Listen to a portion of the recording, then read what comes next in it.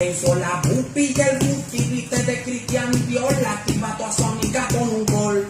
La bebé chica bebé y bebé week. Mamá de Ana y también se mete pic. Siendo bella con la friki, en la cama en la cama que le da chica con mi. No me sabía, no me sabía, mamá de Ana, no me sabía, con la bella con la friki, con la friki, que la mundo sabe que no quiero con mi friki. El día de ayer estaba caminando hacia los tacos de San Luis José y en la avenida Chucosén, hasta que pasé por una balacera allá por la avenida. Sin querer me rozó una bala por el flanco derecho, o sea, aquí, y me pregunté cómo era la Revolución Mexicana en ese tiempo. Esto es Buscando la Historia.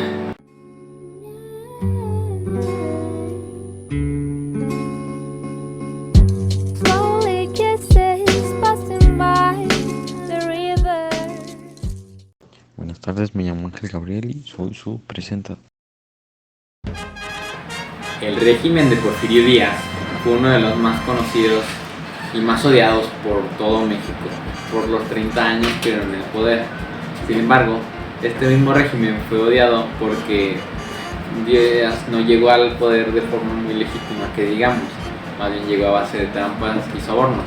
Por ejemplo, en 1875, el general Porfirio Díaz tomó la decisión de postularse a las elecciones presidenciales de ese año por tercera vez. Sin embargo, esta vez competía contra Sebastián Lerdo.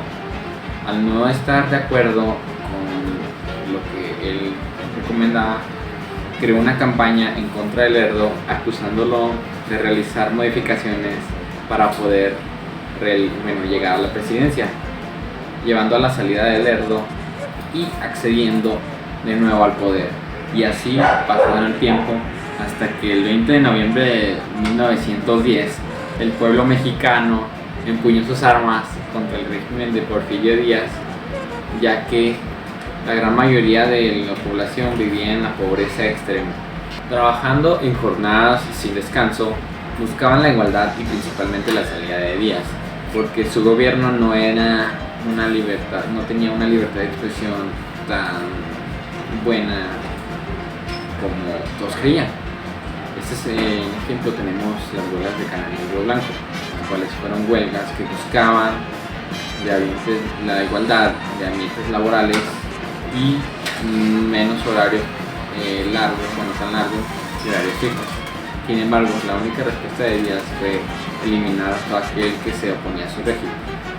Todo fue hasta el 5 de octubre de 1910 que Francisco I. Madero hizo el Plan de San Luis, el cual reclamaba la reelección y convocaba a derrocar al dictador, el cual en ese entonces ya se había creado el maderismo.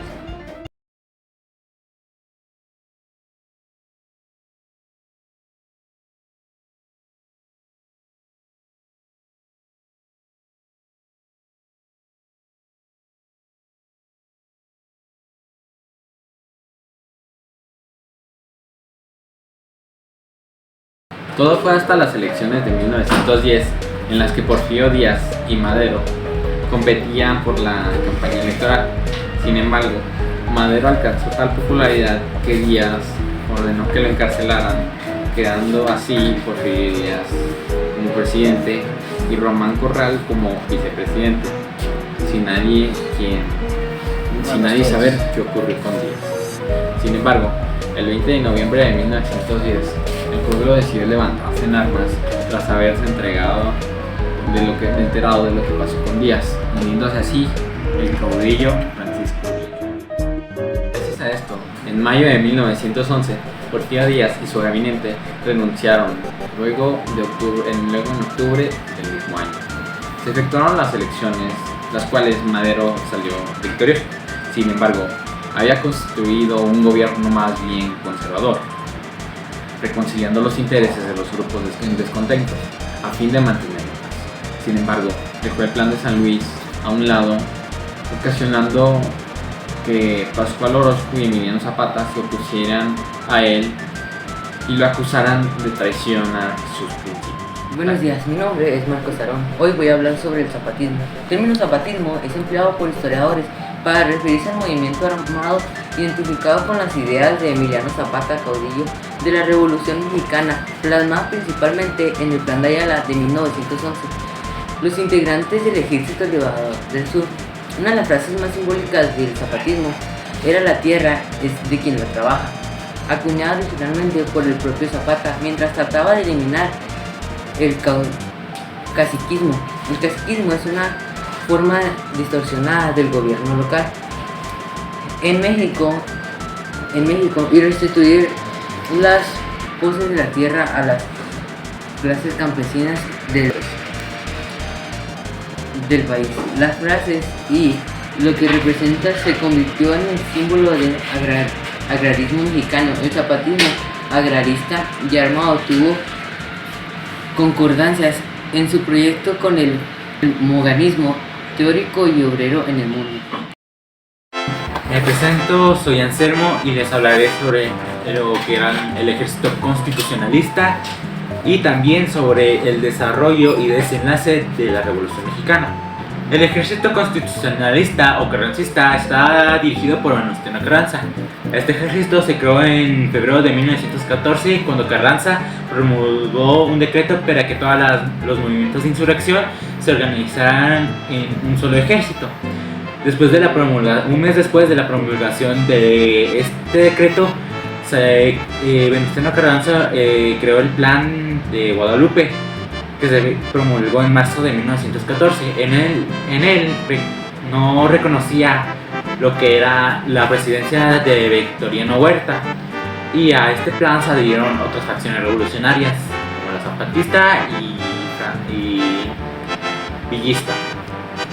En 1914, Victoriano Huerta, al no poder hacerle frente a las facciones revolucionarias, decide retirarse de la presidencia, y para reemplazarlo en la presidencia, Venustiano Carranza es elegido como presidente interino.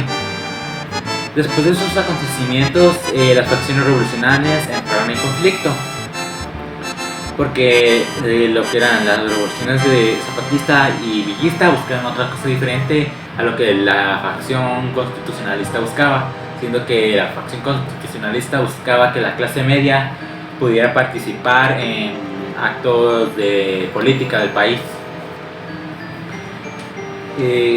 Para tratar de llegar a un acuerdo entre ellos, y también para que Venustiano Carranza proponer algunas cosas políticas, se creó la Convención de Aguascalientes de 1914, pero en vez de mejorar las cosas, empeoraron. Haciendo resultado de ello, empezaron las facciones revolucionarias a pelear entre sí. Resultado de ello, acabó ganando Venustiano Carranza en 1917. En este año se lleva a cabo elecciones para elegir a un nuevo presidente, donde Venustiano Carranza llega a ser el ganador. En lo que era el periodo de mandato de Venustiano Carranza, trata de mantener bajo control a los obreros, creando la Confederación Regional de Obreros Mexicanos, también conocida como CROM, en 1918, pero se le olvidó llevar a cabo el reparto agrario. Resultado de ello, los campesinos se enojaron y continuaron con sus demandas. Y Venustiano Carranza, en vez de tratar de llevar a cabo el reparto agrario, decidió usar la fuerza militar para mantener bajo control a los demandantes. Y para someter a los rebeldes, mandó a matar a Emiliano Zapata. En abril de 1919, los generales Álvaro Obregón, Plutarco Elías Calles y Adolfo de la Huerta decidieron crear lo que era el Plan de Agua Prieta, donde ellos desconocían la presidencia de Venustiano Carranza y también lo acusaban de traicionar los principios de lo que fue la revolución.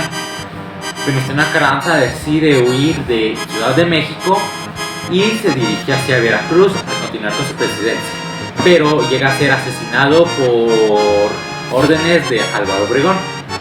Para este momento, Adolfo de la Huerta había sido elegido como presidente interino y él manda elecciones, donde en estas elecciones gana Álvaro Obregón. Y algunos llegan a considerar que en las elecciones de 1920, donde gana Álvaro Obregón, es el final de la Revolución Mexicana, pero hay otros que llegan a considerar que la revolución acaba cuando es el asesinato de todos los jefes revolucionarios.